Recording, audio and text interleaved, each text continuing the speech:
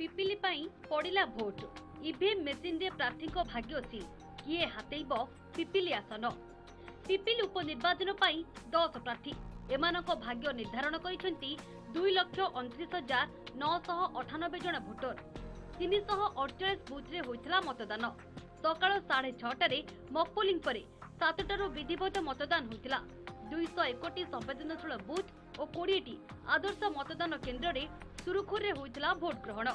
348 booth पाई 1490 कर्मचारी vote ग्रहण कार्य संपादन करिसेंती। पुलिस पक्षरु व्यापक सुरक्षा व्यवस्था ग्रहण करा जायछि। 102टी अति संवेदनशील और 73टी संवेदनशील बुथ को मिसाई 175टी बुथ रे वेबकास्टिंग और 12टी बुथ रे वीडियो उत्तोलन व्यवस्था होइतिला। देश में टिके उन्नति हो, रास्ता घाट जमी पड़ी सब असुविधा से सब पूरा हो से चाहूँगी जमी आम परिवेश भल रही। रखी कि मोर माने जो पिपिली अच्छी पूरा से पूरा भल जहाँ असुविधा अच्छे से सब सुविधा सुविधा हो जाऊ आउ किसी ना बस ये समस्ते पिपिलीटा बहुत भल है बहुत भल ठीक रे चली पिपिली थाना एरिया रे सब ठीक रे चली बर्तमान ये पर्यंत जोड़ी कोड़ी किसी विभ्राट है आमर जोड़ी सब पुलिस तरफ पूरा बंदोबस्त करा अपराह्न 3टा सुधा 59.72% मतदान होइतिला। दिव्यांग भोटर को मतदान केन्द्र को आनिबा पई स्वतंत्र गाड़ी व्यवस्था होइतिला। उपनिर्वाचन को श्रृंखलित करबा पई 1983 जन सुरक्षा कर्मी और 32टी मोबाइल टीम नियोजित होइतिले।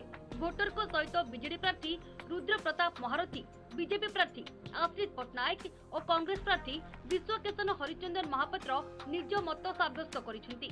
समस्त उत्साह अच्छी जेहेतु पाखापाखि वर्ष होगा कि विधायक नहांती से गोटे इच्छा थिला जे बारंबार इलेक्शन टी स्थगित रही उत्साह टी अच्छी बहुत संख्यार जनसाधारण आसिक भोट दौरान और निश्चित रूप से गोटे पॉजिटिव सिग्नल आशा करी भोटिंग परसेंटेज एथर बहुत भल हम जहाँ भी मतद आसो जहाँ भी किंतु लोकंर जी आशीर्वाद मिलिबो सेटा यथेष्ट मिलिबो। कारण शुणु सरकार बहुत प्रकार लोक प्रलोभन देखुं सी अलग कथा किंतु जनसाधारण जानुंट सरकार किसी करना बा सरकारी दल करूनी ये विभिन्न प्रकार जातीय स्तर रहू राज्य स्तर रहू लोक मैंने अवहेलित होती तुलन में लोक मैंने जहाँ आशीर्वाद करेंगे आम से संतुष्ट एवं काम करने को प्रस्तुत।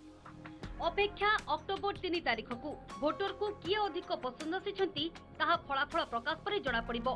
दीर्घ दिनरू आसन हातेइथिबा बीजेडी ना अन्य दल जितिबो पिपिली फाइट। पिपिली प्रताप कुमार बारिंग रिपोर्ट, एमबीसी न्यूज।